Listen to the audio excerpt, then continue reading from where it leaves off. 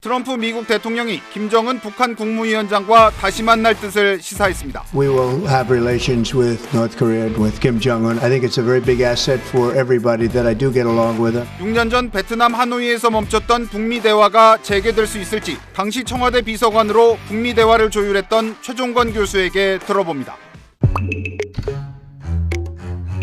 하노이에서 멈췄던 북미 관계 또는 한반도 평화 프로세스 재개될 가능성 있다고 보시는지요? 재개되었으면 좋겠다. 재개되어야 한다는 마음을 가지고 있지만 17년, 18년도 그리고 19년까지 이어졌던 그 국면이 다시 나타날 수 있을까 조심스럽게 평가하는 거예요. 왜냐하면 그때는 김정은 위원장이 나름의 프로그램을 가지고 나왔던 것 같아요. 이게 무슨 뜻이냐면 17년 11월 29일 날 핵무력 완성을 선언했잖아요. 그리고 1월 1일 날 신년사를 발표하면서 평창 동계올림픽에 참여한다고 해서 남북관계가 해빙기가 오고 남북관계 선순환이 북미관계 선순환으로 토스가 된 거예요. 남북관계, 북미관계, 한미관계가 삼각의 축을 이루어서 3인 2각으로 간 거거든요. 앞서거니 뒤서거니. 이번에는 트럼프가 아무리 플러팅한 메시지를 띄워도 전략적 결단, 그래 한번 만나볼까? 라는 결단은 김정은 위원장이 해야 돼요. 왜 그렇습니까?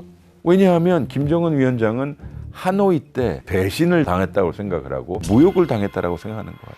그 이후에 김정은 위원장은 우리 남측에게도 미측에게도 대화를 하지 않거나 혹은 상당히 강한 어조로 우리를 비판했거든요. 지난번에 김정은은 모든 걸 걸고 하노이에 간 거예요. 2018년 9월 19일 날 문재인 대통령에게 미국이 이런 사전 조치를 취하면 자기는 영변을 내놓겠습니다. 나를 못 민다고 하니 풍계리 그리고 동창리 즉 미사일 시험장하고 핵실험장을 내가 선제적으로 없애버리겠습니다. 이거는 합의사항이 아니에요. 사람들이 남북 간의 합의사항으로 생각하는데 선제적으로 한 거예요. 근데 하노이에서 뻥 차버린 거예요. 이유가 어쨌든 간에. 김정은의 입장에서는 내가 우리 인민들에게 또 실수를 하는 모습을 보여야 돼. 그렇지 않겠습니까? 또 하나는 김정은 위원장은 적대적 이국가론을 들고 나왔어요. 그 이면에는 뭐냐면 남북관계는 이제 없다는 뜻이에요. 한 발짝 더 깊게 들어가면 이제는 남북관계의 선순환으로 북미관계를 견인을 못할 뿐만 아니라 대한민국 대통령이 중재하는 혹은 촉진하는 북미관계는 없다는 거예요. 어떻게든 김정은을 평양에서 끄집어내서 도보다리가 됐든 능라도 경기장이 됐든 평화 메시지와 이런저런 북미관계를 조율을 할 수 있는 대한민국의 지도자가 없어요. 그러니까 좀 전략적 구도가 2018년도의 상황을 수평적으로 비교하기에는 구조적 제약이 많아요. 그렇다고 본다면 단순히 난 김정은 위원장과 좋은 관계였어. 우리는 다시 시작할 수 있을 거야 라는 메시지와 함께 물밑이 됐던 비밀 회담이 됐든 간에 보다 명확하고 확실한 인센티브를 제공해야 돼요. 그게 무슨 뜻이냐면 야 이제 우리 북미 간의 정상회담 할까? 안 해. 내가 어차피 너랑 해봤자 합의할 게 뭐야. 이거 아니겠습니까? 그러면 미국은 북한에게 요번에 정상회담을 할 때 이를테면 한미연합훈련 안 할게. 그리고 우리 지난번에 합의 보지 못했던 하노이 정상회담에서의 그 딜을 다시 한번 논의해 볼 수 있을 거야. 그리고 제재 네가 5가지 정도 풀어달라고 했으니까 풀어줄게. 실질적이고 명확한 인센티브를 선 제공해야 김정은 위원장이 나올까? 라고 할 수 있을 것 같아요. 깨진 지점에서 다시 시작하기는 어려운. 김정은 위원장이 그 당시에 내놨던 자기의 협상안 영변 플러스 쉬운 말로 말씀드리면 엄청나게 싼 값에 내놓은 거예요. 바겐세일 한 거 아닙니까? 제재 5개만 풀어줘. 영변 줄게. 제재 5개가 뭐냐면 우리 돈 주고 기름 좀 더 사게 해줘. 우리 지금 수산물이 많이 남아돌아. 팔게 해줘. 우리 해외 노동자들이 많아. 해외 노동자에 벌목공 뭐 이런 사람들이 그 사람들 좀 일하게 이런 것들이 총 액수로 따져도 얼마 안 되는 건데. 그러니까 그걸 뻥 걷어차버렸다는 게 너무 아쉽죠. 이제는 더 비싸게 줘야 돼요. 어마어마하게 비싸게 줘야 된다니까요. 근데 김정은 위원장이 그거 가지고 안 돼 이럴 수도 있어요. 그리고 이거는 사람들이 좀 잘 생각했으면 좋겠는데 2018년도의 김정은과 2025년도의 김정은은 달라요. 2018년도의 김정은은 대한민국 대통령과 3번이나 협상을 해봤고요. 시진핑과 거의 9번 10차를 만났고요. 트럼프 대통령과 3번을 만났었고요. 폼페이오 국무장관, 또 그전에 폼페이오 CIA 국장, 스티브 비건 대북특별 대표, 그리고 여러 나타나지 않은 미국 협상 전문가를 직접 자기가 만났어요. 즉 내가 미국을 제일 잘 알아가 되는 거거든요. 그리고 그 사람들이 컴백했어. 그런 상황에서 북한의 외무성이, 이를테면 최선희 외무상이 위원장님 이번에 협상하시지요? 어떻게 감히 얘기할 수 있어요? 조선노동당의 국제부 부장이 위원장님 이번에 미국이 제대로 한답니다. 어떻게 협상하시겠어요? 어떻게 얘기할 수 있겠어요? 거기는요 그야말로 탑다운의 나라잖아요. 김정은 위원장이 트럼프가 이렇게 얘기했으니 한번 알아봐라고 얘기하기 전까지는 절대 안 움직입니다. 두 번째는요, 김정은 위원장은 이미 전략적 결단을 내렸어요. 2018년도에는 트럼프에게 베팅을 했다면 지금 푸틴한테 올인하고 있잖아요. 푸틴과 전략적 제휴를 통해 자신이 원하는 경제적 이득, 과학적 이득을 취하고 있거든요. 그리고 자기 전략적으로 국제정치에서 가치가 어마어마하게 올라갔어요. 생각해 보세요.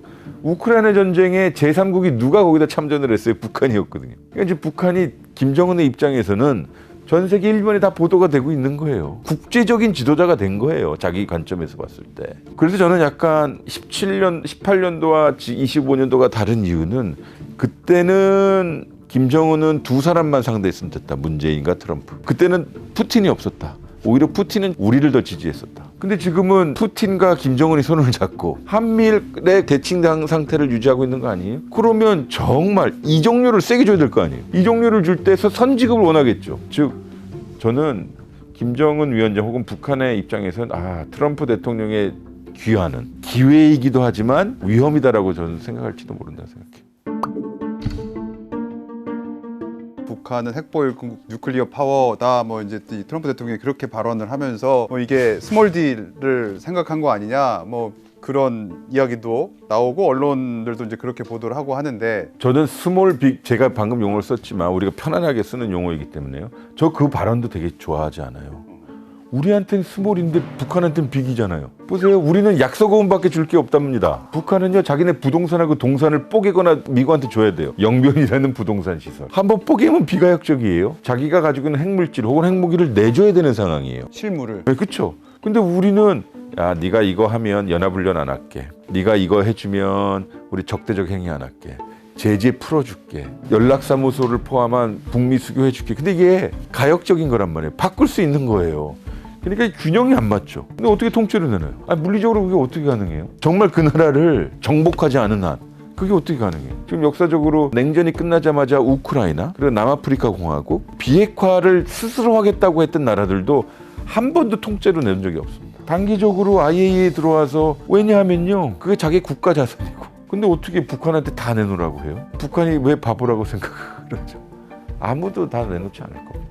그러니까 부동산과 동산을 뽀개거나 내놔야 되는 측의 스몰과 빅은 우리가 생각하는 스몰과 빅하고 차원이 다르다니까요. 그래서 아니 저게 스몰이지 뭐 저거 가지고 어떻게 합의를 봐라고 하는 멘탈은 첫 번째는 정말 협상의 다이나믹을 모르거나 두 번째는 협상하지 말자라는 것과 마찬가지이고 근본적으로 북한하고는 대화하면 안 된다라고 하는 교조적이고 근본주의적인 사고방식이에요. 이게 스몰이든 빅이든 딜을 시작하는 것, 딜의 문을 여는 것 그게 중요하다. 19년 2월 28일 날 하노이에서 영변 땅땅땅 했었다면 지금 2025년 6년이 지났는데요. 그리고 트럼프가 돌아왔었는데 그럼 더 많은 걸 해낼 수 있을 거 아니에요. 북한이 은닉해 놓은 거. 북한이 어디다 숨겨놓은 미사일, 서랍에다 넣어놓을 수 있었던 도면 같은 것도 이제 끄집어내지. 남북관계는 지금 오물풍선 걱정할 시기가 아니었단 말입니다. 알려진 바로는 위성사진을 보니 영변에 298동의 건물이 있습니다. 영변 원자력 단지에만 뭐 생활시설 다 포함해서요. 그거 불능화시키는데 얼마 될까요? 플루토늄 재처리 시설도 있고 삼중수소도 있고 고농축 우라늄 시설도 있고 각종 핵시설 장비들이 있는데 그거 안전하게 뽀개는데 얼마나 걸릴까요? 그리고 그것을 중국 사람이 와서 러시아 사람에서 절대 못 뽀개요. 미국만이 와서 해야 돼요. 왜냐면 그래야 정치적 신뢰가 쌓이니까. 그러면 몇 명의 미국 사람들이 가야 돼요? 외교관이 몇 명이 가야 되고 에너지부에 그다음에 재무부에 제재 담당하는 사람들도 와야 되고 엔지니어들도 가야 되고 식당도 한밭집 차려야 될 거 아니에요.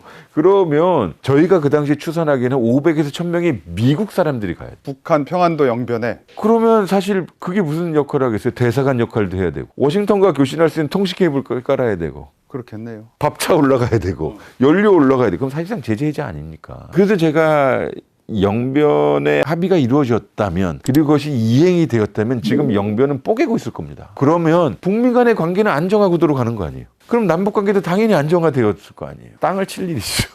근데 그 당시에서 니오콘 뉴드가 뭐라고 그랬냐면 북한 핵시설 다 내놔 리스트에서. 그럼 김정은 위원장이나 북한의 입장에서 그럼 폭격 리스트를 달래는 건데 우리가 신뢰가 없는 상황에서 어떻게 합니까? 단계적이고 동시에 이행합시다라고 하고 그러니까 제재 네가 다 해결해 못 해주는 거 아니까 3개에서 5개만 해줘. 상징적으로 그렇게 켜켜이 쌓아가야 되니까 신뢰를. 그러니까 그 전통이 필요한 것 같아요. 그래서 이건 공학의 문제, 정치의 문제이면서 어떻게 보면 문화의 문제이기도 해요. 워낙 북한을 불신하는 사람들, 또 북한도 미국을 또 불신하고요. 사람들은 협상만 생각을 하는데 이행이 더 어렵다. 근데 우리 개념적으로는 얘기하잖아요. 그러니까 미국이 북한을 혹은 한반도 비핵화 문제를 해결할 거라고 하는데 그거 사실 1년 안에 끝날 문제는 아니거든요. 한반도 평화 프로세스라고 칭하는 것은 그야말로 한반도의 평화체제와 비핵화를 이루는 과정이거든요. 근데 이게 퀀텀 점프하듯이 한 번에 콱 올 수가 없어요. 영변을 하나 불능화시키는데도 최소한 5년에서 10년 걸릴 거란 말이에요. 근데 여러 가지 기지들이 있으니까. 제가 봤었을 때는 지금 미국과 북한은 지도자 간 그리고 국가 간 불신의 벽이 너무 높아요. 그것이 스몰딜이든 빅딜이든 아니면 상징적 합의든 이를테면 종전선언과 같이 차곡차곡 켜켜이 합의를 만들어가는 그 과정이 필요해요. 근데 미국 대통령은 임기가 4년이고 김정은 위원장은 임기가 없어요. 트럼프 입장에서는 내가 지금 4년밖에 시간이 없지. 내후년에 중간선거가 있지. 지금 이민, 관세, 무역 세게 밀고 있는데 암만 내가 소위 플러팅한 메시지를 보내도 정은이는 가만히 있는데 그러면 가시적으로 우크라이나를 먼저 접근을 할까? 그리고 우크라이나는 결국은 끝낸다, 안 끝낸다라는 선택의 문제이므로 이걸 끝낼까? 그리고 이걸 끝내면 내가 노벨상 받을 수 있는 거 아니야? 라는 식의 생각을 할 수 있지 않을까요? 즉 2년 내에 가시적 성과가 필요한 외교안보 분야의 문제를 먼저 태클하지 않을까요? 지금은 김정은 위원장을 만나면 이런 말 써도 되나요? 광이 안 나요. 들납니다. 왜냐하면 사람들은 시니컬한 사람들, 이번에 어떤 소위 거짓말을 할 것이며 또 어떻게 김정은한테 농락을 당할 것인지에 대해서 얘기하는 거죠. 그 2018년도에 기억하시지 않아요? No deal is better than bad deal 이런 거 아니에요? 그러니까 협상하지도 말고 합의도 보지 말라고 했던 사람들이 전 세계에 포진되어 있어요. 그래서 제가 드리고 싶은 말씀은 일단은 스몰 딜이 됐든 아니면 마이크로한 딜이 됐든 간에 북한하고 미국하고 혹은 남한하고 북한하고 합의를 만들면 지킬 수 있는 과정이 되게 중요한 거다. 그러니까 남북 간에 군사적으로 안정 상황을 만들고 북미 간에는 그것이 영변이 됐든 어디가 됐든 간에 그걸 불능화시키면 그 과정을 이행하는 게 제일 중요해요. 끝이 어디냐는 정책으로 합의를 하면 되는 거거든요. 근데 우리는 협상만 생각하는데 이행은 생각 안 하거든요. 이행이 더 중요하다라는 말씀을 드리고 싶어요. 그래서 어려워요, 요번에. 근데 말씀 들어보면 참 이렇게 답답한 상황인데 어쨌든 우리가 지금 상황을 타개하고 돌파를 하고자 한다면 그 실마리를 좀 어디서 찾을 수 있어요? 첫 번째는 한반도의 군사적 긴장을 낮추는 일을 우리가 해야 돼요. 그게 무슨 뜻이냐면 지금 접경 지역에서 발생되는 일들은 다행히 지금 소강 상태이나 남북 양측 간의 확성기를 틀어놓고 비방하잖아요. 그리고 대북 전단 뿌리잖아요. 저쪽에서 소위 오물 풍선 보내잖아요. 이것은 우발적 군사 충돌의 상황이 발생되는 거예요. 근데 내가 워싱턴에 있는 한국 담당 국장이나 그런 상황이라면 남북 간의 좋고 나쁘고를 떠나서 군사적인 충돌이 없는 게 가장 선호한 거잖아요. 지금 나는 우리 대통령이 우크라이나도 해결하고 싶어하고 중동 문제도 해결하고 싶어하는데 한반도에서 소요가 발생되면 안 되잖아요. 북한에다 군사회담 정도는 제안할 수 있어야 돼요. 그래서 지금 무효화되고 있는 남북 군사 합의를 재복원하는 일은 해야 돼요. 그건 북한에게도 이득이 되거든요. 그러니까 접경 지역에서의 군사적 긴장을 낮추는 소위 군비 통제에 관한 것이죠. 북한아 너 우리하고 사이좋게 지내자라는 것이 아니라 북한아 우리 싸우지 말자, 충돌하지 말자라고 하는 장치였던 남북 군사 합의를 복원해서 소위 접경 지역의 안정성을 높여야만 우리의 전략적 가치가 올라가요. 대한민국 정부가 북한의 인민군, 소위 군부거든요. 군부하고 대화할 수 있구나라는 것을 알아야 되고 그것이 우리의 가치가 스티브 비건 그리고 미국 국부 NSC에서 우리가 9.19 군사합의 했었을 때 상당히 부러워했어요. 왜냐하면 자기네들은 합의 하나 못 이루고 있는데 북군부랑 만나서 직접 협상을 해서 미국의 입장에서는 군비 통제의 합의를 이뤄낸 거거든요. 핵무기를 관리했던 북한의 군부가 한국과 협상을 한 거로 봐요. 그러니까 어떻게 협상했어? 누가 나와서 무슨 얘기가 이게 이렇게 다 한미 간의 정보 공유거든요. 그러면서 우리 한반도의 군사적 긴장을 낮춤으로써 우리가 실질적으로 관리하겠다라는 모습을 보여주면 그러면 방위비 분담금의 분담 요소가 좀 줄어들 수도 있는 거고 워싱턴과 이런저런 인터액션을 해보면요 놀라운 사실을 알게 돼요. 우리의 전략적 가치는요 북한하고 협상할 수 있을 때 북경과 모스크바하고 투명하게 소통할 수 있을 때 우리의 전략적 가치가 높아져요. 무슨 뜻이냐면 워싱턴에서 야 한국아 너 이번에 북경하고 무슨 얘기했어? 우리 알려줘. 북한은 어떻게 생각해? 라고 해야 우리에서의 소통, 전략적 가치가 올라가는 거지. 그래야 미국이 우리 더 필요로 한 거 아니에요? 근데 서울에 있는 외교부 또 안 보실 사람 워싱턴에 있는 카운터파트들이 만나봤자 자기네하고 맨날 생각이 똑같아. 그럼 못 들어들어요. 북경하고도 대화 못하는 서울, 모스크바하고는 완전히 절교 상태인 서울과 무슨 새로 이야기를 들을 게 뭐가 있어요. 동맹 친구들끼리 정보 교환하고 관점을 소통하고 북한이 왜 저런지에 대해서 해석을 공유하는 것이 정보 공유인데 맨날 자기네들이랑 똑같은 얘기하니까 우리의 전략적 가치는 떨어질 수밖에 없죠. 북한하고 소통해야 그 알맹이를 가지고 장사를 하죠. 그럼 일본은 북경과 모스크바하고도 삿바 싸움도 하고 소통도 하고 회담도 한단 말이에요. 그러니 미국, 일본의 외교에 도움을 요청할 때가 많은 거죠. 그래서 트럼프 대통령이 이번에 이스라엘 총리는 당연히 만나지만 이시바 총리를 만나는 거 아니에요. 그렇습니다. 외교의 성과 전략적 가치는 차곡차곡 쌓아가는 거고 그것은 이어달리기를 통하는 건데 이건 정말 큰일이에요. 두 번째는 좀 전략적으로 말씀드려서 전 트럼프 대통령이 어쨌든 우크라이나 전쟁이 휴전 혹은 종전하겠다고 하는 거 아닙니까? 그거 우리 정부 적극적으로 나서 지지해야 돼요. 지지해야 된다. 왜죠? 이거는 사실 한반도 문제하고 엮여 있어요. 우크라이나 전쟁이 어떤 형식으로든 끝나면요. 지금 북한이 누리고 있는 전략적 가치가 떨어질 거 아니에요. 소요가 없어지니까. 그럼 북한이 다시 이제 한반도 문제에 집중할 수 있을 것이고 아까 말씀드렸다시피 푸틴과의 전략적 관계가 느슨해질 수 있는 여지가 있을 거 아니에요. 그러면 트럼프 행정부 입장에서 전 세계에서 뚱하게 있었던 나의 대우크라이나 전쟁 종식 정책을 한국이 지원을 했네 라는 좋은 영감을 가질 것이고 그것이 또 우리에겐 전략적으로 북한의 대러 밀착을 낮출 수 있는 외교적 공간을 창출할 수 있는 한 쿠션 쳐서 이렇게 갈 수 있는 모양새를 이루는 게 되게 중요한 것 같아요. 그건 돈 드는 정책 아니고요. 우리의 무슨 인력과 물자가 동원되는 것이 아니라 미국을 지지한다. 그러면 이게 북한의 전략적 가치가 좀 낮아진다고 생각해요. 우리도 소위 코페르니쿠스적의 변화가 있어야 될 거라고 생각해요. 저 문재인 정부의 5년 동안 일했고 북한 문제, 외교 문제 했었으나 저희들 했던 경험은 하나의 역사의 한 챕터이고 그리고 그것은 참고할 만하지만 그것대로 되풀이 안 된다고 생각해요. 그리고 우리가 5년 동안 어떻게 남북관계를 주도적으로 관리해야 될지 생각해야 되겠죠.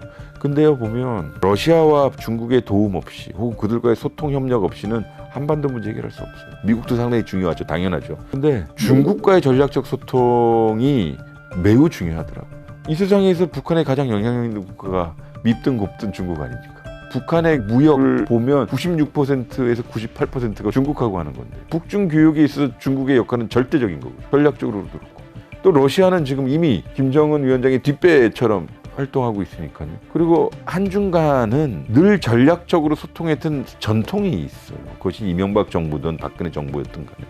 그거 다시 되살려야겠죠. 한중관계, 한러관계의 우리의 전통적 전략적 기획은 뭐냐면 북경과 모스크바가 평양에 너무 가깝게 가지 않게 하고 우리하고 같이 어깨를 나란히 하면서 남북 대화하고 한반도 평화 프로세스를 지지하게 만드는 것이었고 실제로 그랬고요. 그렇게 되면 북경과 모스크바와 전략적으로 소통할 수 있는 서울이 되면 그럼 북한 애들도 우리하고 대화하고 싶은 거 아니에요? 그리고 당연히 워싱턴도 우리가 더 전략적 소통이 켜게 두터워지겠죠. 그러면 그때 이제 외교적 공간, 남북 간의 공간이 더 열릴 수 있겠죠. 정말 쉽지 않은 상황이군요. 정신 바짝 차려야죠.